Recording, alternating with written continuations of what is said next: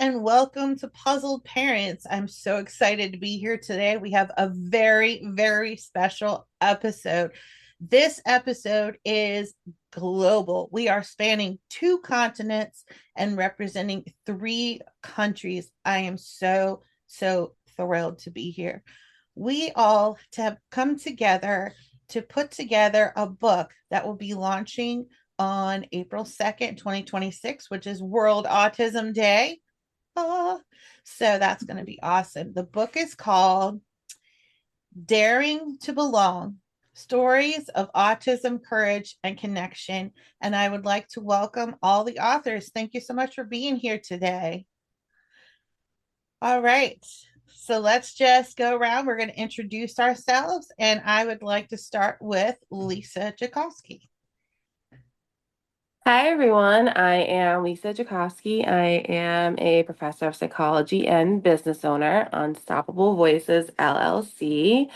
That is for my award-winning children's books, my award-winning podcasts, educational resources, and consulting that I do. And I am from New Jersey, very, very cold right now. So hopefully that goes away soon. But I'm super excited to be here.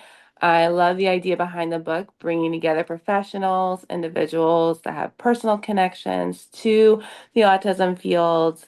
I've been in the field of applied behavior analysis for almost 12 years. So I'm really excited to kind of see one big resource that I can recommend to families to help them when they get the diagnosis, or if they have already gotten it, kind of get a more personal view or more resources and ideas of how to help their child reach their potential. So very excited to be here and to be with you all today. Thank you, Lisa. You're awesome as always. All right, let's go to Jean.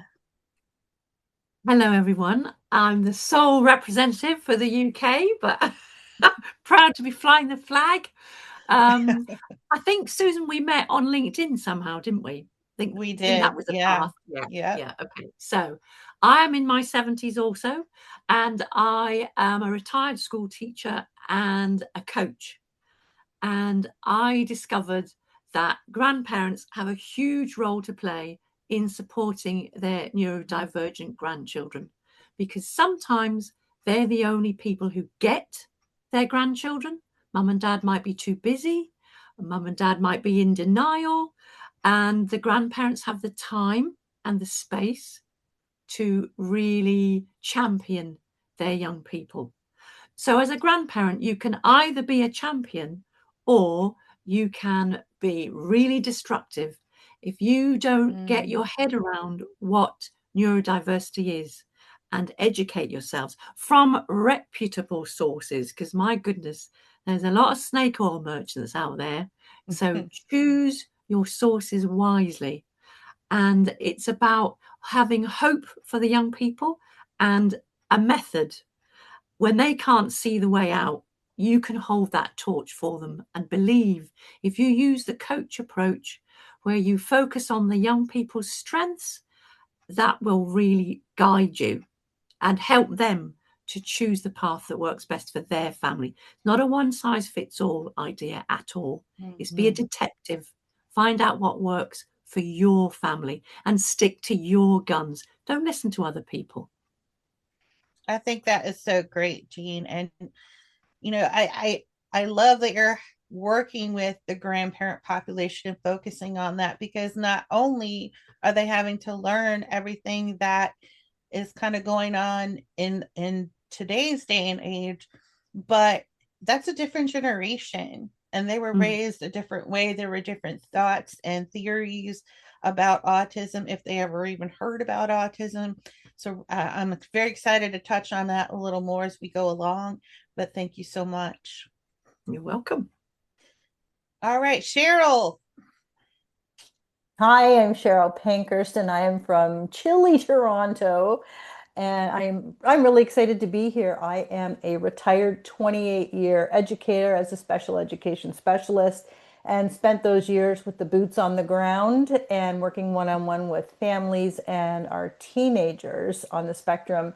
And really, after noticing the gaps and the misinterpretations about our kids, I have then retired and become an advocate, a parent advocate, and a podcaster, getting my voice out there, so parents don't feel so alone. I am the CEO of Insight to Impact Advocacy, and I'm just so grateful to be here, Susan, and all the other authors. Thank you. Thank you. Thank you. I'm so happy you're here. I'm so excited. I love each and every one of y'all's stories, but some of you I've been able to chat with a little more in depth than others. And so I'm so excited to be here and I can't wait to share further. So let's go to Candace.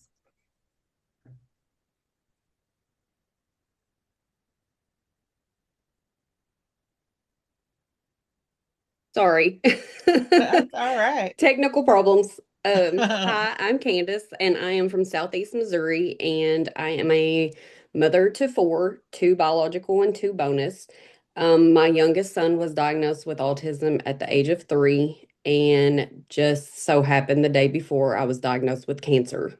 So I was diagnosed with cancer, and then the very next day, within 24 hours, we got the diagnosis for autism. And so it was a very challenging section of my life, and we both made it through it. And we both are striving through life, and I am so happy to be part of this. This is my first actual writing and publication, so I'm super excited to be part of it. And this is a big part of my life, and I'm glad to be sharing it with everyone.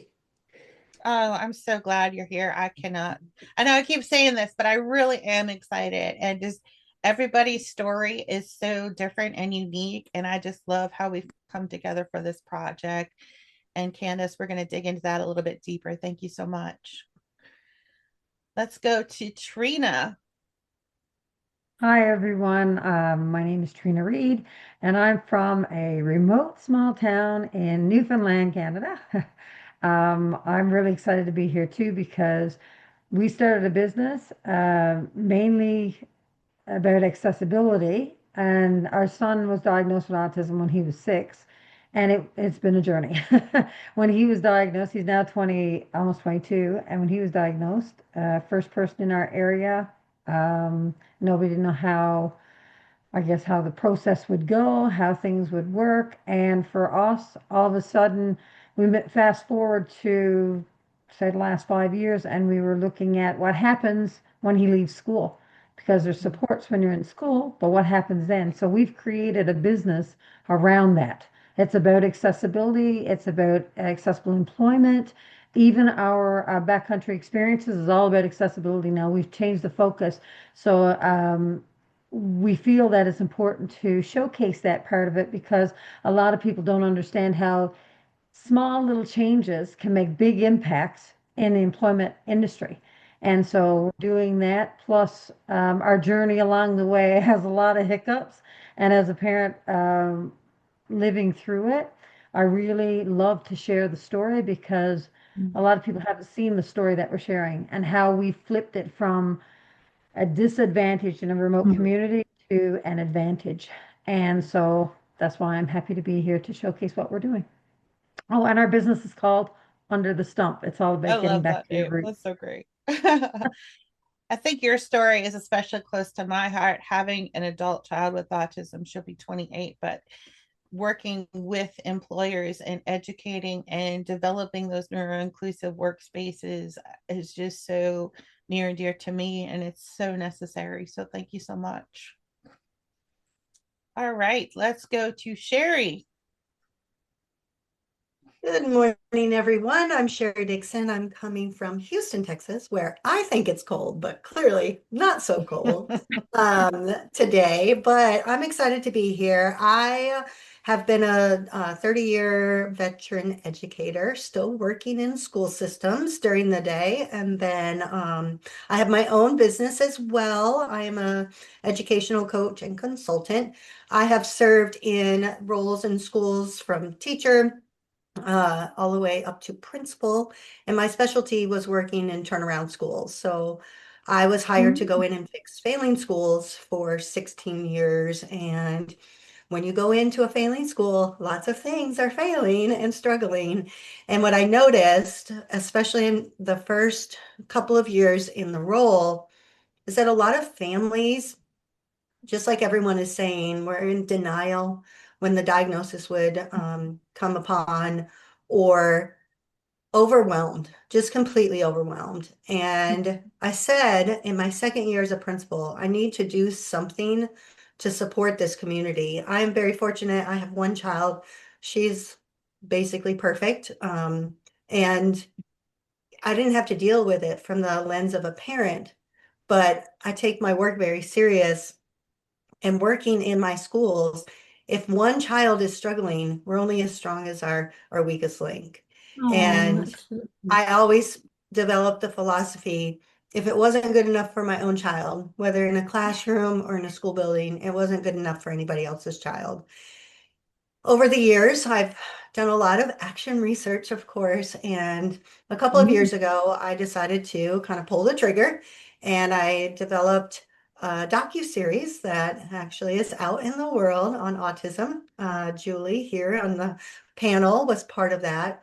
And it started as something small. I just wanted to be able to talk about what happens when a young family or a family with a young child gets that diagnosis, and how do we start to put the right things in place at schools so that I can affect how school leaders and teachers develop the right systems for these families and these children.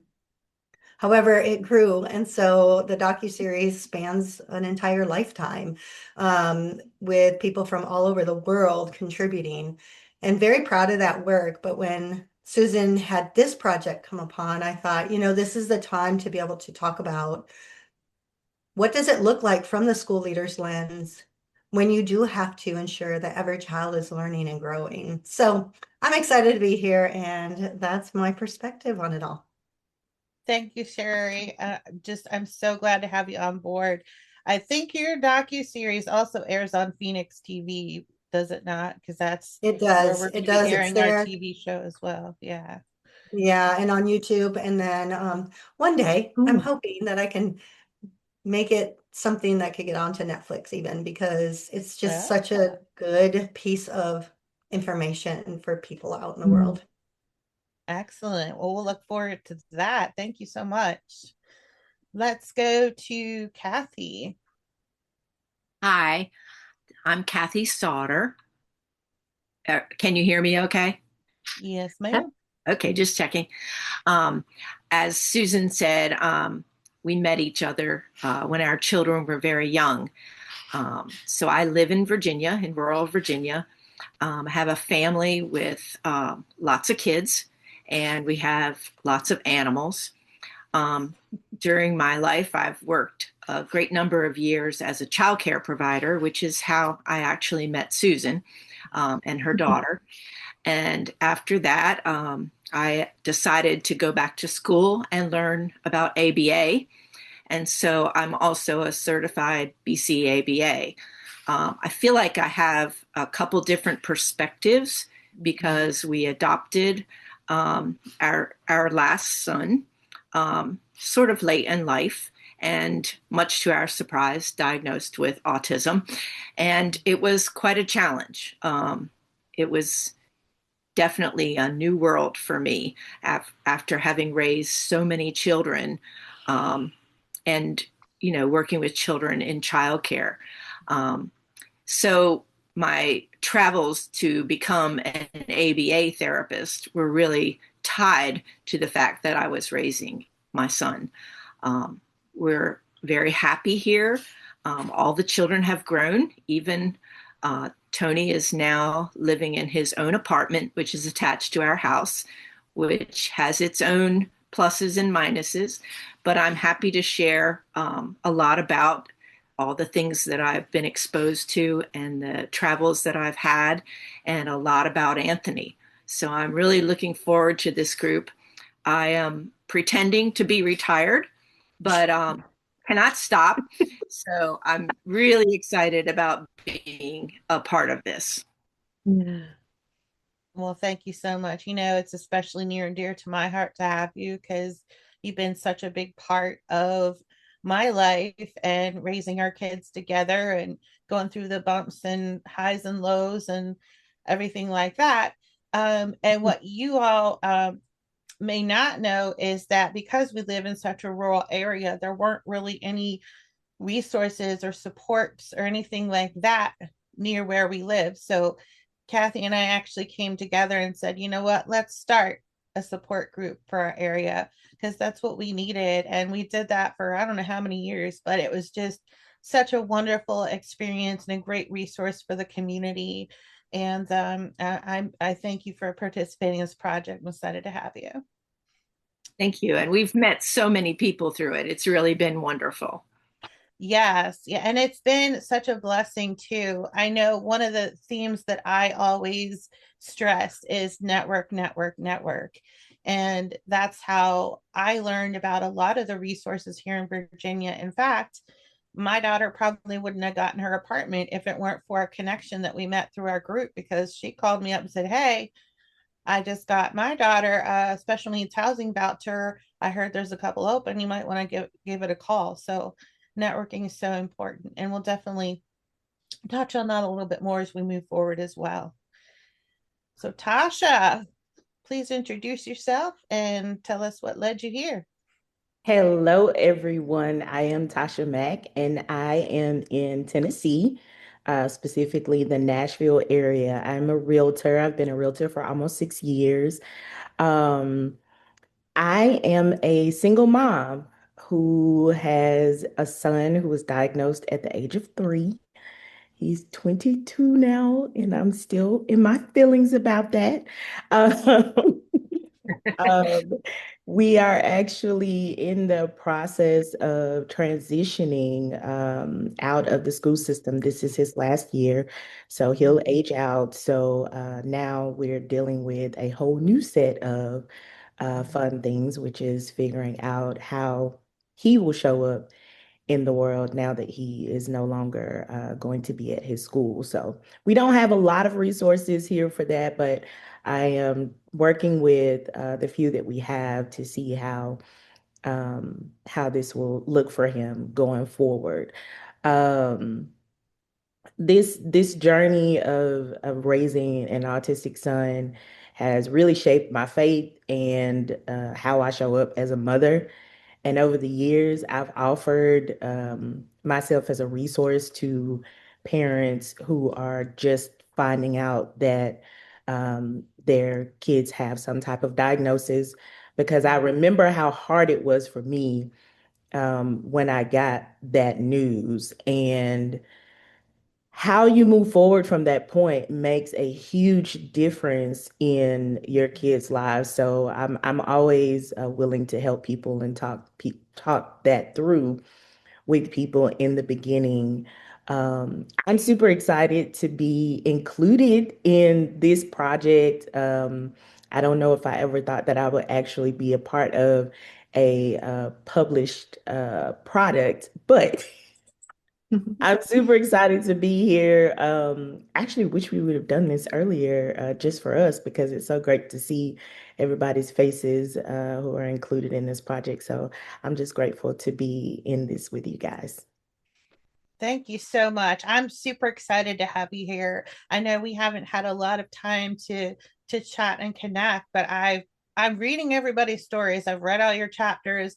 I'm actually the editor in chief of the magazine that we're launching, which we'll touch on a little bit later. So I am required to read all of the articles. So I'm very excited to get to know some of you more. And Tasha, just welcome. I can't wait to talk with you more. All right, and that one thing I wanted to touch on that you mentioned was about first getting a diagnosis, and that's a really good place um to start. I want to kind of lead into Julie, because her story is a little bit different as far as diagnoses and things, but having a daughter myself, she wasn't diagnosed with autism officially until she was age 10.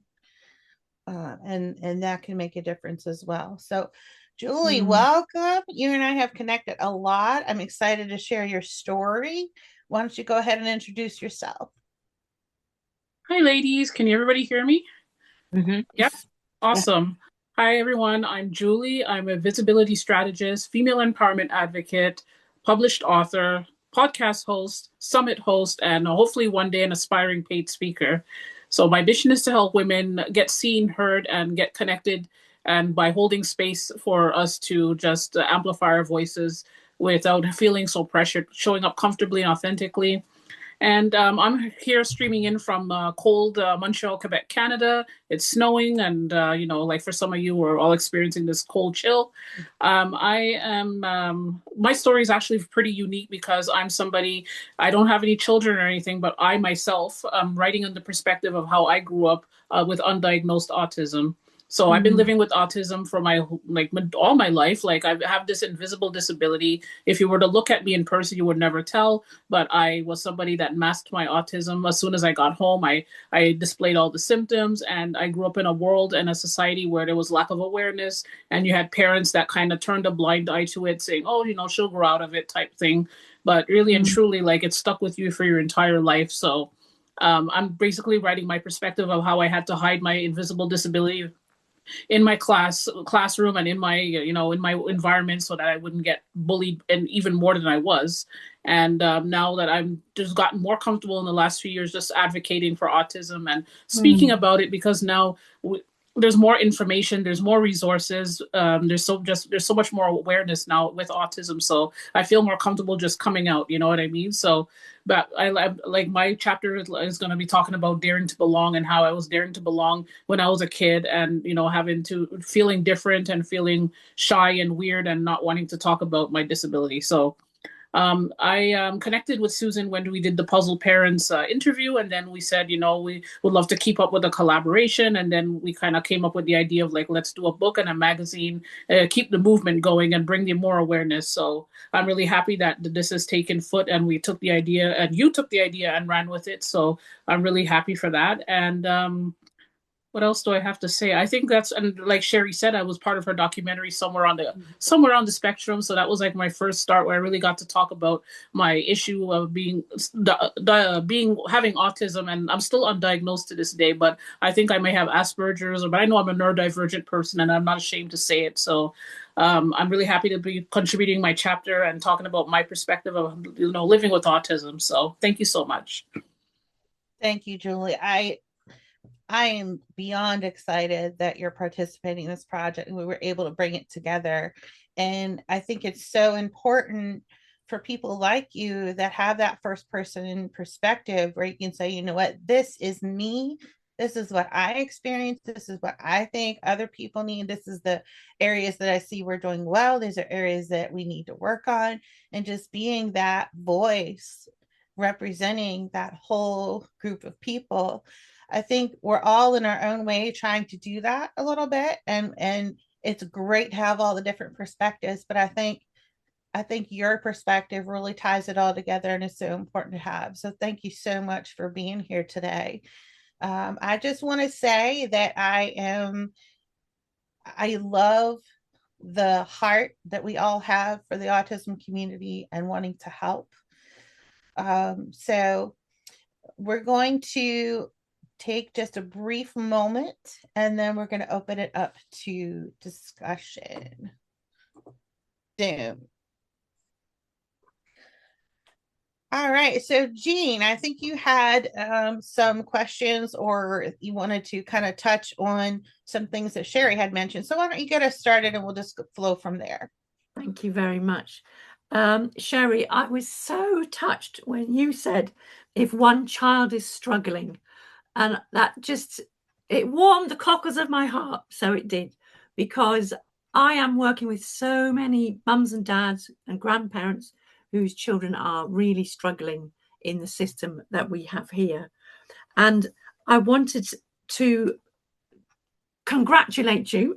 I've never seen this docu-series, but I certainly want to now. And I would love it if you could tell me how I could get to see this wonderful piece of action research that you've done.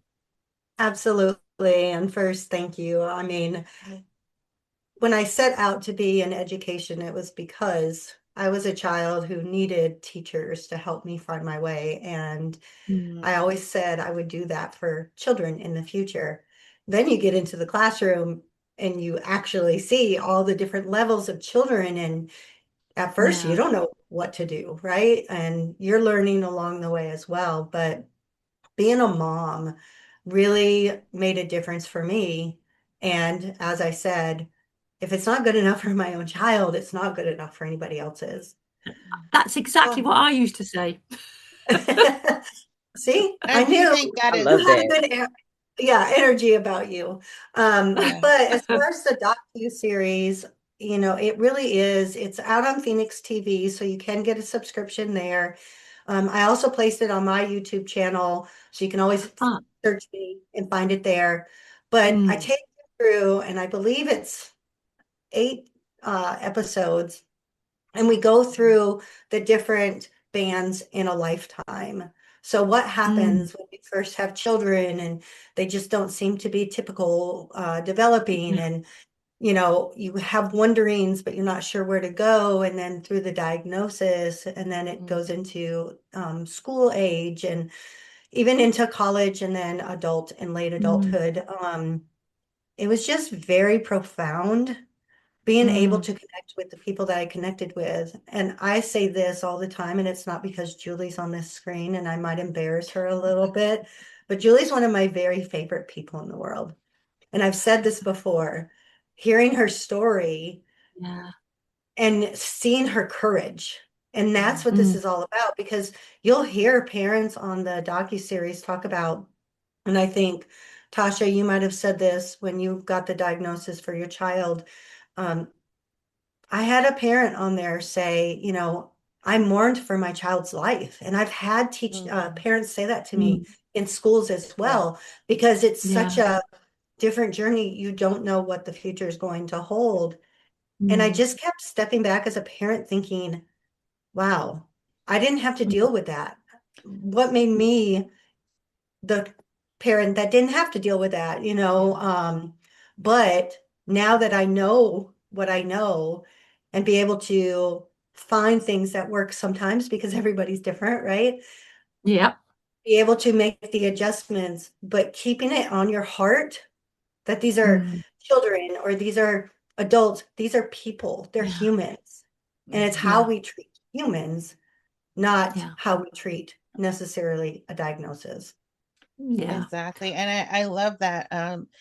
I think one of the things that I love that you're touching on is that mourning your child.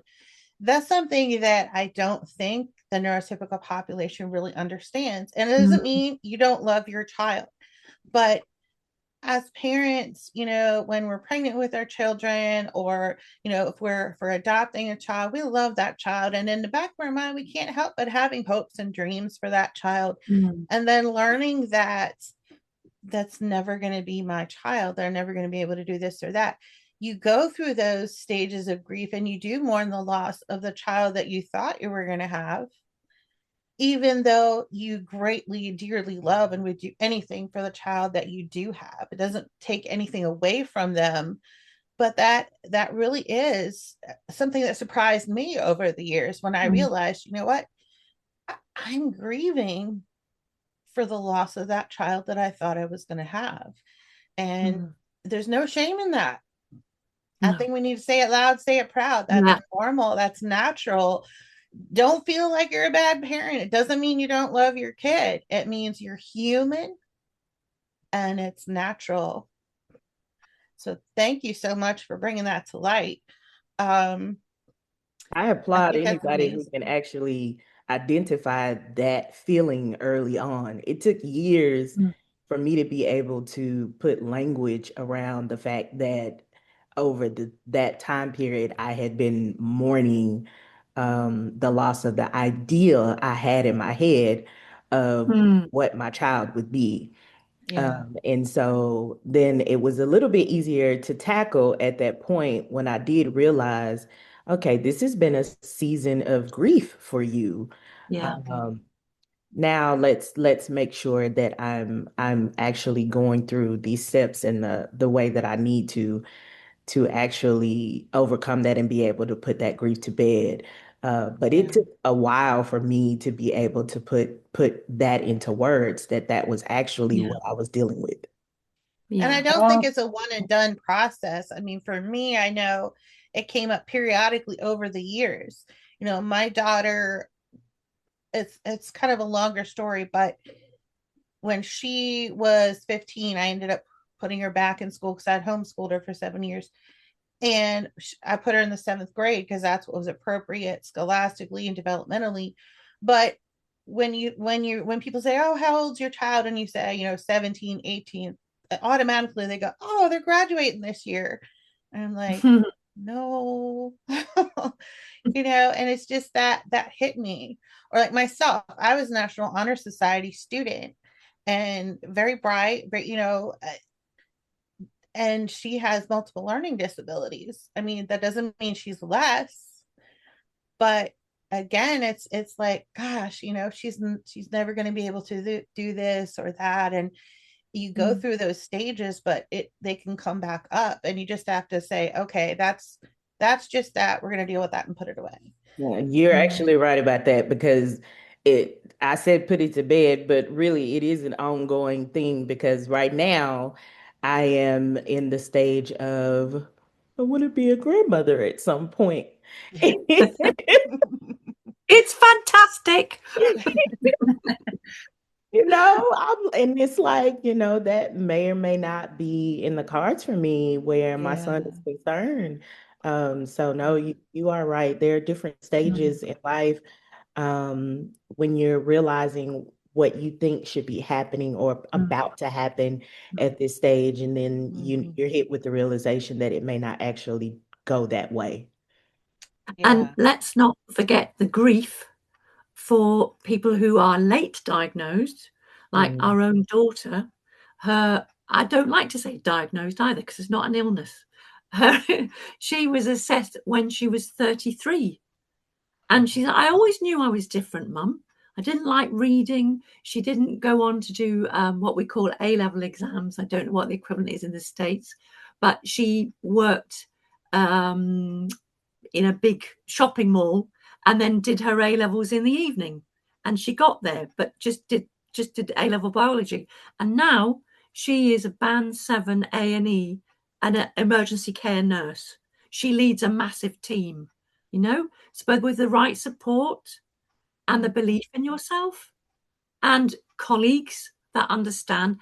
So many people in A&E are neurodivergent because they love the buzz, they love the excitement, they get their their dopamine from never knowing what's going to come through that door.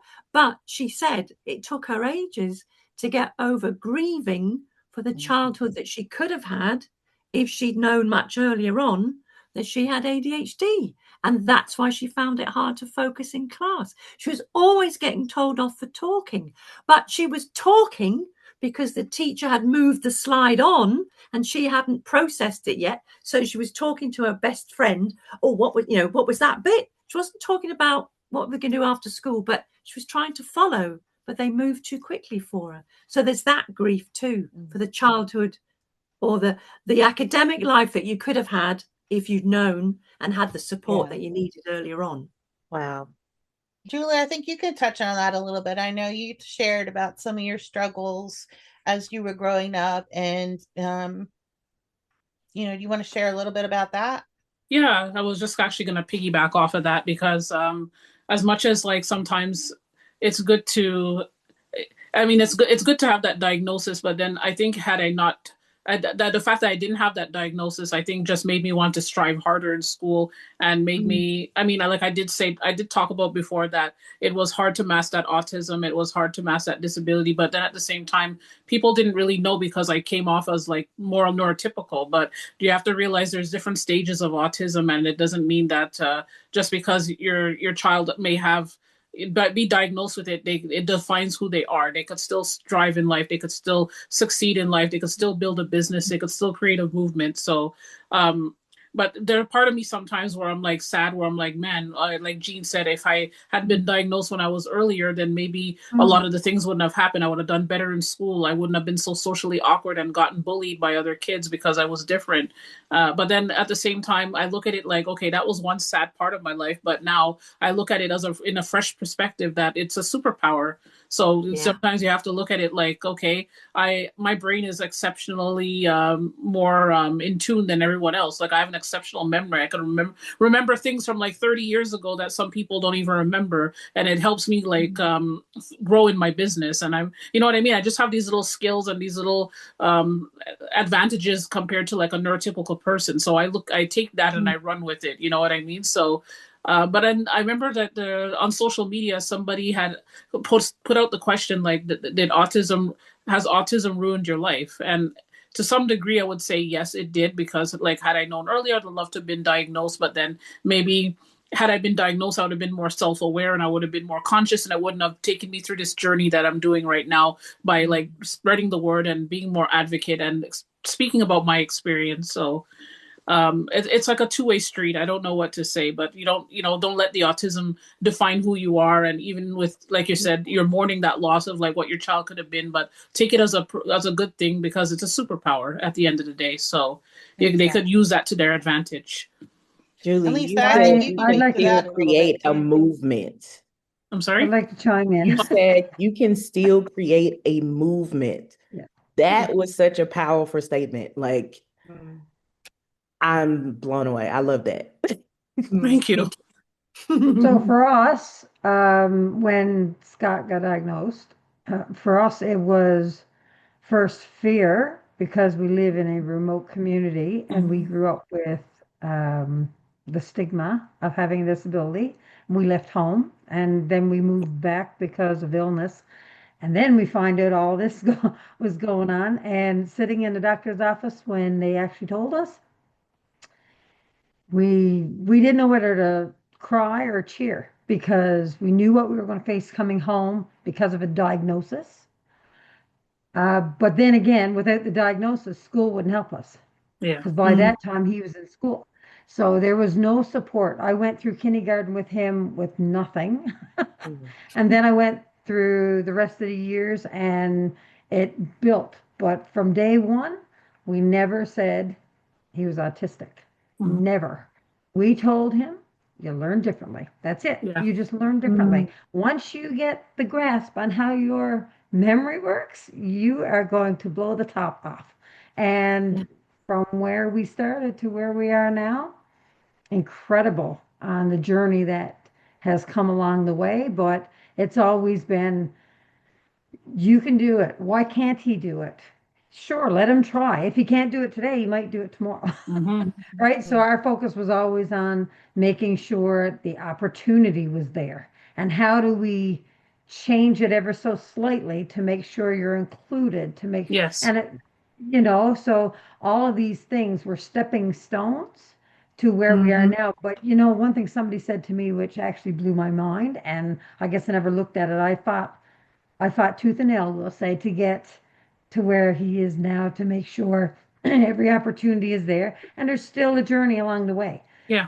But somebody kept saying, everybody that I meet as I go through my journey will say, too bad we didn't have parents like you. And I see on this panel, we do have parents like me here, but I never really stopped to think about that. And, when I stop and think about it, that's why we're doing what we are doing. Because in our community, I was I was coordinator of recreation, and I saw so many children coming up through.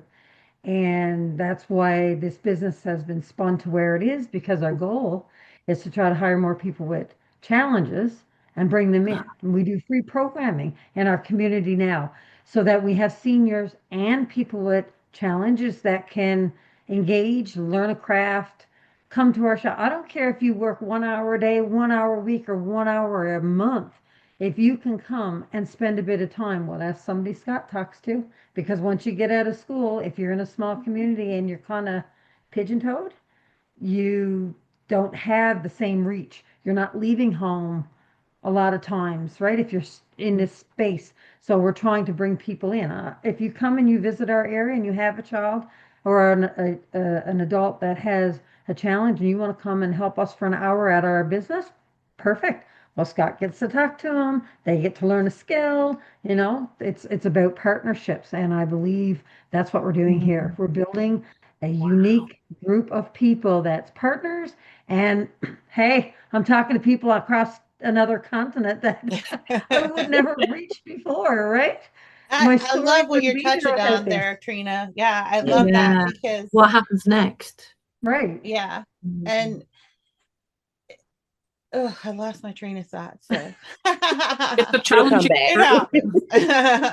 it's a challenging journey, but it could be a beautiful journey. You know what I mean? If, Yeah. as long as you don't give up, that's how I see it. So Mm, it might be mm, for me. It was very challenging to live with it, and like I said, I lived in a time where there was a lot of lack of awareness, lack of resources. Like kids didn't mm, understand as much as they do now, and I think we still need to work on that because there's still kids out there that are still lacking that awareness and will still bully the kid with mm, special needs. And you could see every day that there's things happening with like victims of bullies, and they're like unaliving themselves because they can't deal with the pressure. And I think it's important that when you're dealing with something like this, you need to talk to somebody, you need to have somebody in your corner. So you have to be the supportive parent, so when they come home crying that they got bullied or like they had a bad school day, you have to be there to support them and to just kind of keep them motivated to keep going. Because if it wasn't for my mother being my voice, I don't think I would have been where I am today, and using this voice to like create a movement and talk about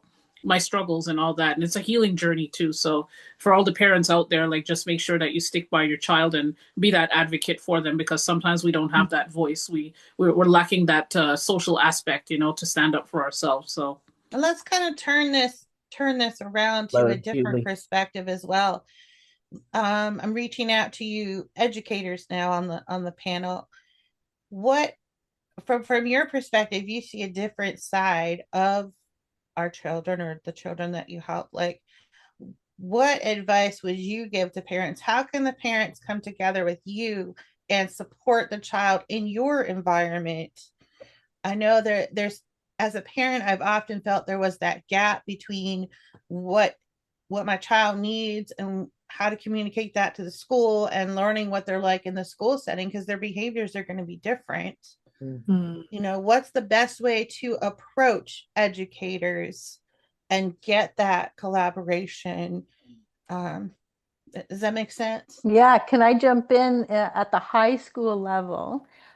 First, I would love to uh, really empathize with parents here because as an educator, but not as a parent of a kid with autism, one thing that stood out to me in the school was that I would just see parents, drop off their kids at the front door, see you later, see you at 3:20, have a great day.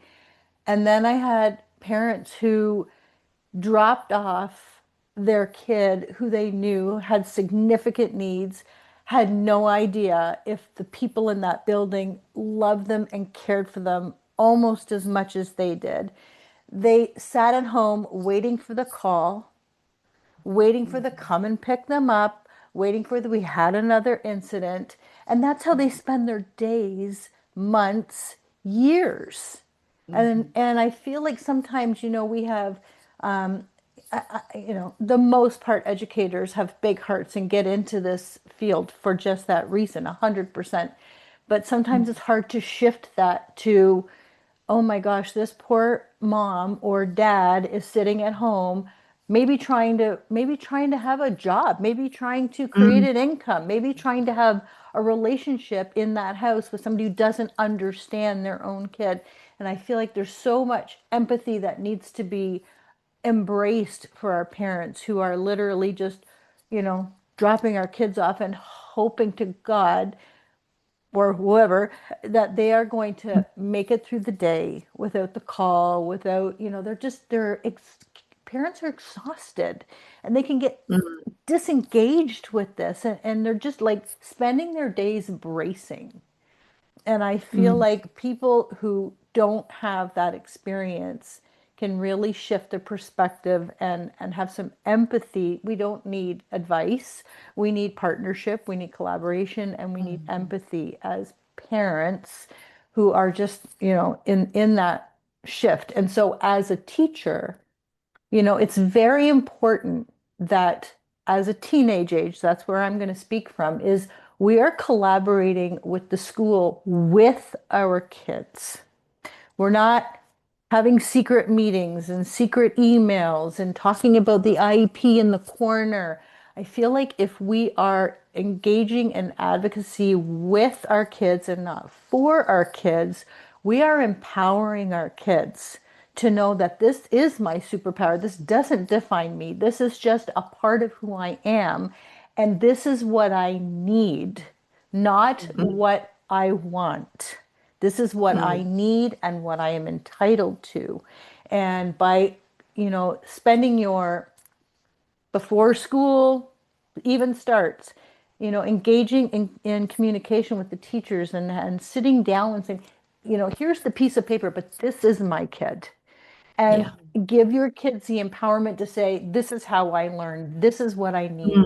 And maybe grade 9 they're not doing it, but if you're constantly bringing them with you and carrying them into the conversation, number one, you're empowering them, and you're also releasing any of the shame they may feel that they have something different. I think it's very empowering. I couldn't agree more. I think one of the things I struggle with, and I don't know if any of you with older or adult children had that, but getting your child to learn to embrace that part of themselves and not think of themselves as broken or less or but to say, you know what, I'm different, my mind works different, and that's okay. I need to be okay with embracing it, saying this is part of me, but it doesn't define me. And I'm going to voice that to you. I'm going to advocate for myself. I'm going to say, like you were saying, Cheryl, this is what I need from you to be successful. I think that carries over into employment, where if you can then work with that employer and not only learn to voice it yourself, but have that support network in place. I know for my daughter, she struggled with that a lot. Many times because she would be crying and say, I wish I didn't have this stupid thing. I hate it. Why do I have to be this way? And I would just tell her, it's not who you are. It's a trait or characteristic. Like, you're 5'4". You have blue eyes, you have brown hair, you have autism, you have your, this and that and the other, personality. It's just a part of you. It doesn't define who you are. And it wasn't until she went to we have a place here in Virginia called Wilson Workforce, and basically the child will go and stay there and they learn like hygiene skills and keeping your room clean and things like that, but they also get taught job skills and things like that. And it was when she was there and she realized everybody on campus is just like me. I'm not alone. Like, I'm not a freak. I'm not weird. This is like, there's all these people just like me. And that's when she finally was able to accept that part of herself and start voicing and advocating that. And I think getting our child to that point is so important. Gerald, you literally just laid out my whole 5th and 6th grade year for my son. And it's so important to have spaces like this where people can connect with other people in the community, because I honestly thought I was the only person that was dealing with that. I thought nobody else's parents are getting called every day about something at the school. There were so many times when I had to leave work, go 30 minutes back over to the school just to get him to calm down because they couldn't do it, or just take him home altogether because they said he needed to go. There were so many times where he was pulled from the classroom to go and sit with the principal because they said he just couldn't make it through the school day. And it got to the point where I knew transition was always really hard for him. Mm. Those days going back to school after a break were always the most challenging for him. So it got to the point where I was literally taking off work, using my PTO days to take off work 2 or 3 days, starting the whenever that break was over and he would go back to school, because I would always have to go and get him. It never failed. And so I remember when we moved to Middle Tennessee, I did the same thing that I would always do. I took off the first 3 days of the school year starting, because I was like, oh, this is really going to be challenging. Not only are we going back to school, we're going to a new school because we had moved to Middle Tennessee and we're in a new area. So I took off for 3 days, even though I was working from home, but still, it was always such a disruption to my day and from my team when I would have to leave to go and pick him up. So, yeah, I was sitting there on day one.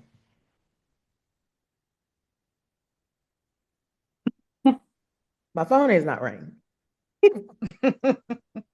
And day two, my phone did not ring. So I called his teacher after school on day two and I was like, hey, how has it been? Like, I haven't heard from anybody. Nobody's told me come get him, come talk to him, come calm him down. I haven't gotten anything. He's been fine. He had to go to the sensory room a couple of times, but we handled it. I was Mm. like, I didn't know Yeah. this existed. Yeah. Like, I did not know it existed. And so it was just a really huge turning point for us coming to Middle Tennessee and getting him into the school, which I was actually directed to put him into. And there was just so much of a burden that was taken off of me because I Mm. was literally stressed every day those last 2 years of elementary because I was always having to leave work. And I'm a single mom. Like, they even had Mm. talked to the behavior specialist, the lady who was over the behavior specialist, and say maybe we should just take him out of school, for just let him do half days. And she said, his mom is a single mom. What is she supposed to do for the other half of the day if you Mm. tell him he can only go to school for the first half of the day? So thank you, because Mm. I that Yeah. was just a very stressful time for me. And sometimes when you're dealing with things, you just think it's just me, like I'm the only person. But for you to say that really lets me know that there were other parents who were dealing with the same things that I was dealing Mm. with. But it Mm. it it really does help to get your kid into the space where you have people who are properly trained, people who are not only just ready to show up as teachers, but to actually show up as people who are willing with open hearts to love on your babies. That has been the Mhm. theme Yeah. for us since we've gotten here. People have been ready to show up and love on my son, and it has done my heart so much good, being here. But we Mm. were definitely blessed to get into the school system when we got here.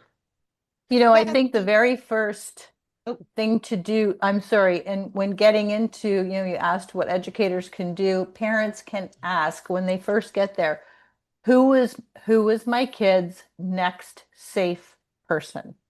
Mm. And Great. that really worked. I became the safe person for our nonverbal kids with autism. And it was as easy as, and I say that in quotes, it was as easy as they would pop in my office, give me the level of 1 to 5 where they were coming in. Mm. And if they were a 1, they were no problem, had a great sleep, had my breakfast, everything went well. If they were a 3, that was a different thing. Or maybe they were working in my office. Maybe they were in the sensory room for a little. And it was being proactive that they knew they could come to me. And some of these kids, sorry to say, against the union, had my text, sent me a Mm. text saying, level 4, room 2, and they would be able to. So if you are able to, as a parent, say, who is my kid's next safe person to me? Because Yeah. that gives them somewhere, an escape room, someone to go to without thinking, oh my God, my mom or my dad is sitting at home or at work a half an hour away. Oh, well, Cheryl's around the corner or Debbie's Yeah. around the corner or whatever. I think if I were to give you one of 1,000 pieces of advice, that would be definitely in the top 10.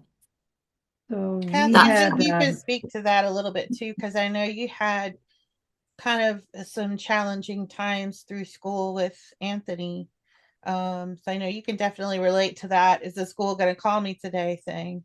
Yes, I will share that similarly, Tony did better in kindergarten and first grade, but he would do well in school and then he would come home and having had to keep himself together so hard for him, he would just be a mess at home.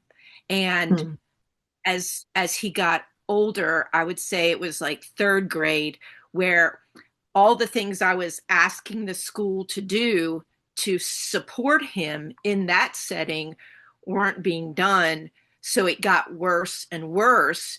And then we had sort of a, a meltdown in third grade where he hit someone, he hurt the principal. It was just a big blow up, but it was because they weren't seeing that he needed those supports in the earlier years.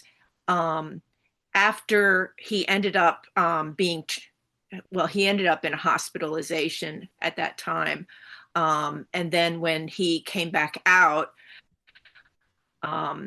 he ended up in a different school system, a school that was for special kids.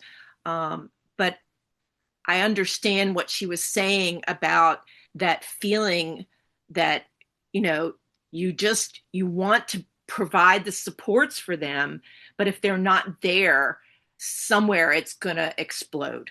If not at home, then it's going to build up and finally explode in the school. But that was many years ago. I think things have gotten much better over the years. Tony was, really young then. How old is he, Kathy? He's 25 now. Okay. And, when we actually had our daughter volunteer in the Head Start classroom because I was so scared of what was going to happen, that first year that he was in the school system. She volunteered just to kind of help support, him in that setting. And she was my eyes and ears, so to speak. It was very difficult for him to keep it together those first few years. And then once he hit third grade, I think there's a lot of changes that occur at third grade. It's very different. They're expected to do much more independence than the earlier years. And that really made it hard.